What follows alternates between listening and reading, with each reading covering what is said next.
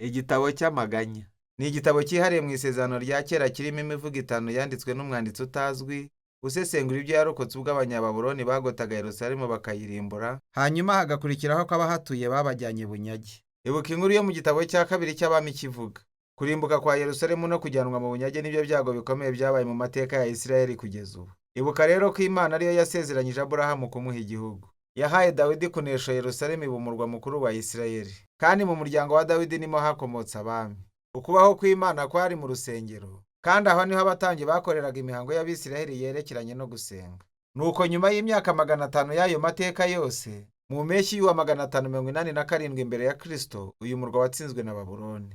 Wose wararimbuwe maze ushiraho. Uko niko iki gitabo cy'amaganya ari urwibutso rw'umubabaro no gucanganyikirwa Abisirayeli bagize nyuma y'uko kurimburwa.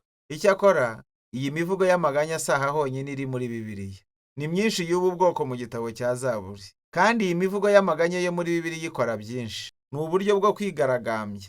Ni uburyo bwo gutuma buri wese akwitaho, harimo n'Imana ubwayo, kubera ibintu bibi bibera muri iyi si bitari bikwiriye kwihanganirwa. Ni uburyo bufasha kunoza amarangamutima. Muri iyi mivugo, abantu b'Imana babasha kwerekana uburakari no gutinya bafite babitewe n'icyaha cy'abantu n'ubwikunde bwabo.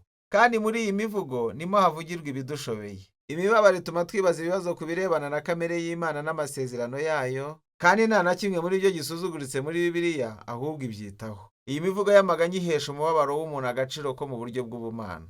Nuko rero, ayo magambo y'agahinda abantu babwira Imana, ubu noneho yahindutse kimwe mu by'Imana ibwira ubwoko bwayo. Imitunganyirize y'iyi mivugo itanu hari icyo yagendereye cyane. Igize ubutumwa bw'iki gitabo. Kuva mu mutwe wa mbere kugeza mu wa 4 byitwa akurositike, bisobanurwa ngo imivugo ishingiye ku rufabe. Buri murongo w'ubu busizi utangirana n'inyuguti nshya yo mu nyuguti 22 z'urufabe rw'igiheburayo. Iyi mitunganyirize ishyira ku murongo rero n'uburyo buhabanye cyane ndetse n'akavuyo gaterwa no kubabara ndetse no gushoberwa mu gahinda bisesengurwa n'iyi mivugo. Bisa rero naho umubabaro wa Isirayeli usesengurwa kuva kuri A kugeza kuri Z, kandi igerageza gusobanura ikintu kitasobanurwa. Umutwe wa mbere n'uwa kabiri bigizwe n'umurongo umwe kuri buri nyuguti, ibyo bigatuma imiterere yayo isa cyane, ariko insanganyamatsiko zayo zikaba ziratandukanye cyane. Umutwe wa mbere wibanda ku gahinda n'isoni by'uvugwamo witwa umukobwa w'i Siyoni. Umusizi avuga umurwa wa Yerusalemu yigereranyije n'umupfakazi, ari nawe wiswe umukobwa w'i Siyoni, kandi yicaye ukwe wenyine. Ashavujwe no gupfusha abakunda, biramushenguye. Nta n'umwe uza kumuhumuriza. Ni imvugo mu giheburayo ifite imbaraga. Hanyuma umukobwa w'i Siyoni aravuga. Asaba Imana ko yakwita ku byago yagize. Kandi yifashishije iki kimenyetso, umusizi arimo kwerekana ko kurimbuka k'uwo murwa kwateye Abisirayeli guhungabana mu mitekerereze yabo gushobora kumvikanishwa gusa n'uko umuntu yiyumva ari gushyingura amaze gupfusha uwo akunda. Umutwe wa kabiri wibanda ku kurimbuka kwa Yerusalemu n'uburyo ubwabyo byari ingaruka z'icyaha cya Isirayeli kandi byatewe n'uburakari bw'Imana. Iki kikaba ari cyo jambo ry'ingenzi muri uyu muvugo. Ni iby'ingenzi kwibuka ko muri Bibiliya, umujinya w'Imana atari ikintu kiziraho giturumbuka, uburakari buyoyoka. Abasizi n'abahanuzi bo muri Bibiliya bakoresha iri jambo kugira ngo berekane ubutabera bw'Imana. Isirayeli yari yaragiranye isezerano n'Imana, kandi mu gihe cy'ibinyejana byinshi bari baratatiriye kubwo gusenga izindi mana, bakora ibikorwa byo kurenganya no gukandamiza abakene. Kandi yego koko, Imana itinda kurakara, ariko amaherezo irarakara kubera ububi bw'abantu, kandi igasohoza uburakari bwayo bukiranuka mu buryo bw'igihano. Ku birebana na Yerusalemu, ibyo byajemo no kwemererwa ko Abanyababuloni kuza bakigarurira uwo murwa. Iyo akaba ariyo mpamvu uyu muvugo wemeranywa n'uko uburakari bw'Imana bufite ishingiro.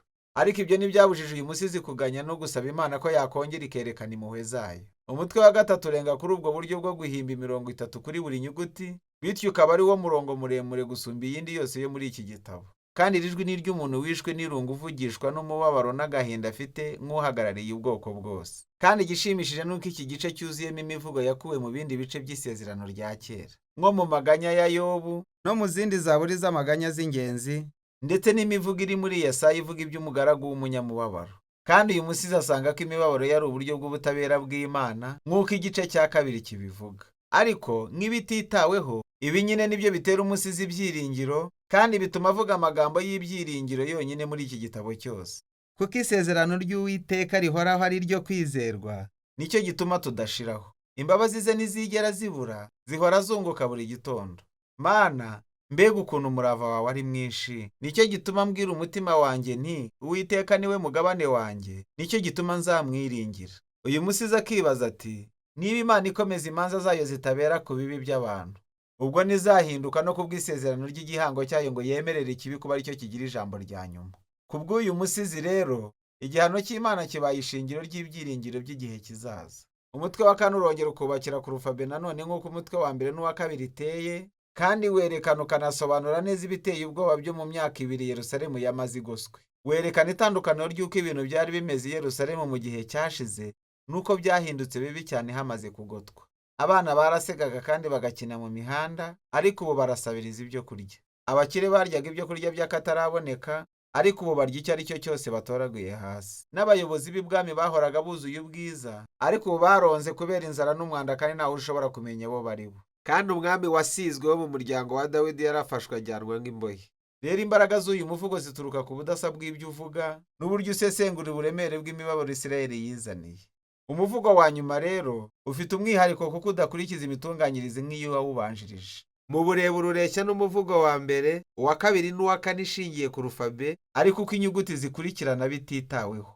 Ni nk'aho uyu musizi atakibasha kubyihanganira ukundi, kandi agahinda ke kamurenze gahinduka akavuyo. Uyu muvugo ni isengesho rusange risaba Imana kugira imbabazi. Isirayeli iringingira Imana kutirengagiza imibabaro yabo cyangwa ngo ibate. Kandi uyu muvugo utondekanya abantu b'ingeri zose zitandukanye bose bashenguwe no gusenyuka k'uwo murwa. Basenga Imana bayisaba ko itazibagirwa abo bantu, kandi bakaririra abandi bumvikanisha akababaro kabo. Gucecekana akababaro si umuco iki gitabo gishyira imbere. Abantu b'Imana ntibasabwa guhakana amarangamutima yabo, ahubwo basabwa kumvikanisha ibyo batemera, bakagaragaza ibyiyumvo byabo kandi byose bakabisuka imbere y'Imana. Iki gitabo gisozwa n'ibihabanye n'inyurabwenge. Uwo mwanditsi w'umusizi yemera ko Imana ari umwami w'iteka w'isi, ariko nanone ibihe Abisirayeli barimo gucamo bituma bumva ko bisa naho Imana itakiboneka. Nuko rero amagambo ya nyuma y'iki gitabo asiga icyo kinyuranyo kitarasobanuka.